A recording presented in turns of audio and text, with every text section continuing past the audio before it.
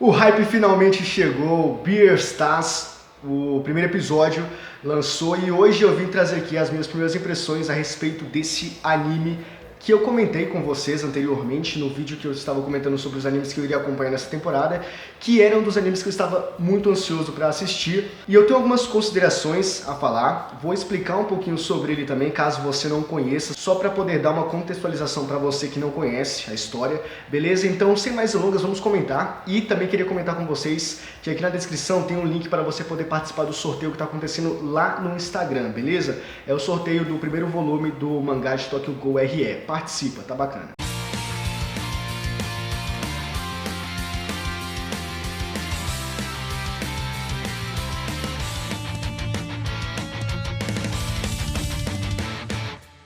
Então vamos lá, eu acho que eu quero comentar logo de início com vocês a história mesmo do mangá, que no caso do anime, e a gente tem então a história do Legoshi e também do Louis e da Haru, que são os personagens mais centrais, pelo menos nesse primeiro arco, que eu acho que vai ser adaptado esse primeiro arco, que é o arco do Ten. O Ten é uma alpaca que ele foi assassinado por um carnívoro, mas antes de entendermos a situação, a gente precisa entender todo o contexto geral da obra. Existe um universo antropomórfico que são esses animais que vivem como humanos, que andam, que não são quadrúpedes, né? Que andam como gente, fazem coisas que gente normal faz, que humanos fazem, como estudar, trabalhar, interagir entre si, essas coisas do gênero. E nesse universo, tanto os carnívoros como os herbívoros, eles coexistem, eles vivem no mesmo universo, então eles têm que enfrentar as dificuldades ali, porque querendo ou não, eles têm que convergirem entre si para criar uma certa harmonia dentro daquele cenário deles. E em um determinado dia, o Ten, que era um integrante do grupo de teatro, ele foi morto, ele foi assassinado por um carnívoro. E esse carnívoro é o...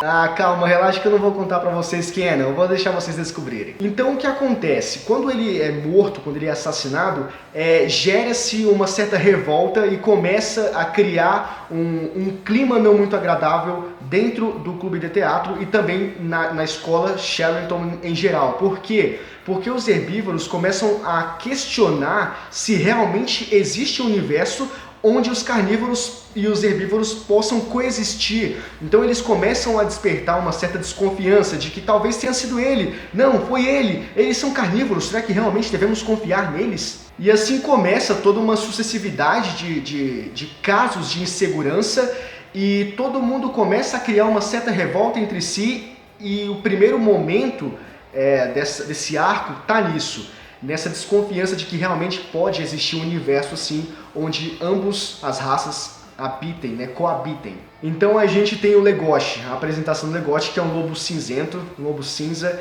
e muitas pessoas começam a questionar, a duvidar dele, porque ele é um lobo misterioso, ele é um lobo que está sempre na surdina, que está sempre nos bastidores. Do clube de teatro, ele fica como o cara que ilumina, o cara que dá o holofote para as pessoas, que faz a iluminação geral das cenas. Então ele é muito misterioso e as pessoas começam a questionar se realmente não foi ele quem fez isso.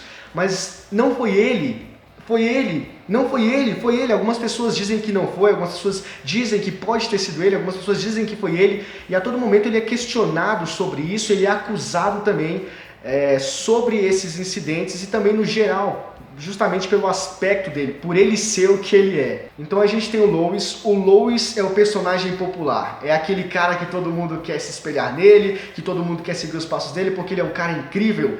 Agora eu não sei exatamente o que ele é, mas eu acho que ele é um servo. Então ele é um servo todo prepotente, ele é arrogante, porque de certa maneira ele tem os requisitos para isso. Sabe, ele tem aquilo que ele precisa para ser arrogante, não que seja uma coisa positiva, tá? Mas geralmente quando alguém é arrogante e não é um arrogante idiota, é porque tem um motivo para ser arrogante e o Louis tem todos os motivos necessários para isso. E o Louis, ele é o líder do clube de teatro e ele é a peça-chave, todo mundo vai assistir por causa dele porque ele encena muito bem e a gente já vê que tem uma certa relação com ele e o Legoshi.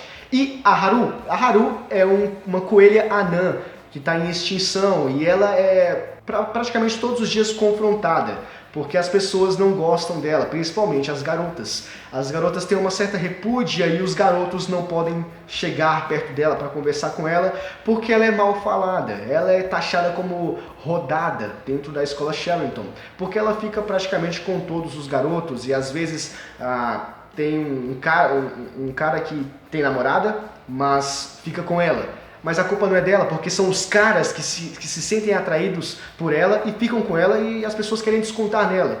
Pode estar errada também, mas enfim, é isso que acontece. As pessoas têm uma certa aversão à personalidade dela, ao jeito que ela é, porque embora ela faça tudo isso nas escondidas, ela não é exatamente isso que as pessoas falam, ela é mais do que isso. Então é complicado falar um pouco sobre a Haru, porque ela é um pouco complexa, mas ao mesmo tempo que ela é complexa, em certos pontos ela também é muito fácil de decifrar. Então é por isso que vai rolar, isso ainda não aconteceu, mas eu já vou dando o indício pra você, vai rolar um triângulo amoroso. Por quê? Porque a Haru, ela desperta esses sentimentos nas pessoas. Esses sentimentos, ele vai ser despertado em dois personagens e por perspectivas diferentes, que é aí que a gente vai ver que a Haru, ela tem uma forma de ser compreendida, na verdade várias formas, e isso vai ser perceptível ao longo da história. Bom, basicamente foi isso que aconteceu nesse primeiro episódio, e eu queria comentar com vocês agora as minhas impressões a respeito do episódio. Eu tenho um blog que é o Devaneios Otaku. Caso você não conheça, é só você jogar no Google Devaneios Otaku que você vai encontrar. E eu escrevi um texto sobre a animação de Beastars. E nesse texto eu comentei um pouco sobre a animação que foi escolhida para ser trabalhada nesse anime de Beastars, que é a animação em CGI. E eu questionei um pouco isso porque não é que não seja bonita, é bonita. Só que eu acho que a animação mais ortodoxa seria mais viável, pelo menos na minha opinião. Mas aí eu acompanhando o episódio, eu vi que não ficou tão estranho assim. Mas na minha opinião, dá certo um certo aspecto de videogame, um jogo, sabe? Não uma animação.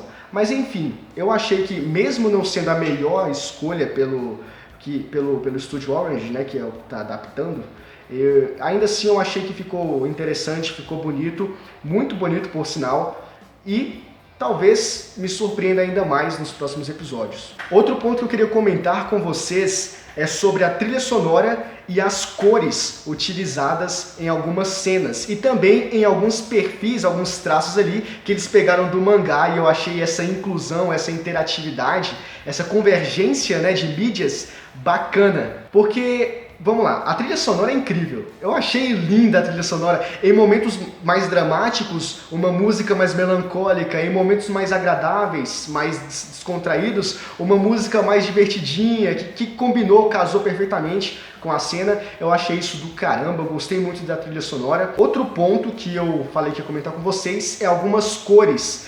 A parte do Ten, quando ele está prestes a ser assassinado, onde muda, fica tudo escuro e só mostra as silhuetas em azul do Ten. Incrível essa parte, eu achei do caramba. O Legoshi, quando ele sente o aroma da Haru, e o aroma toma todo o espaço da cena, porque é roxo e tá tudo meio que num azulado escuro, e a gente consegue perceber a transformação do Legoshi, no instinto selvagem dele aflorando.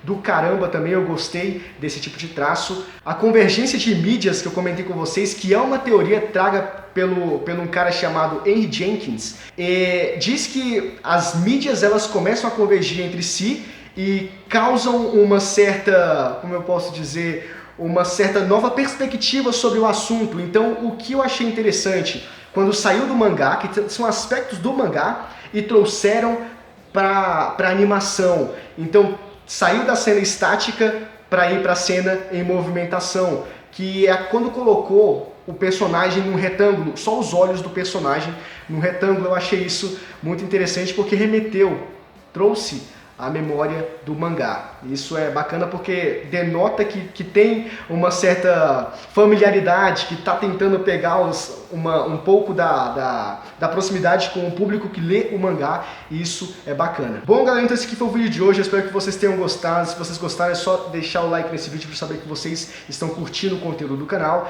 Aqui na descrição tem os links que você precisa para poder participar do sorteio, seguir o perfil. Se inscreva no canal e ative o sininho das notificações, é muito importante, beleza? A gente se vê no próximo vídeo, é nóis, valeu, falou e tchau.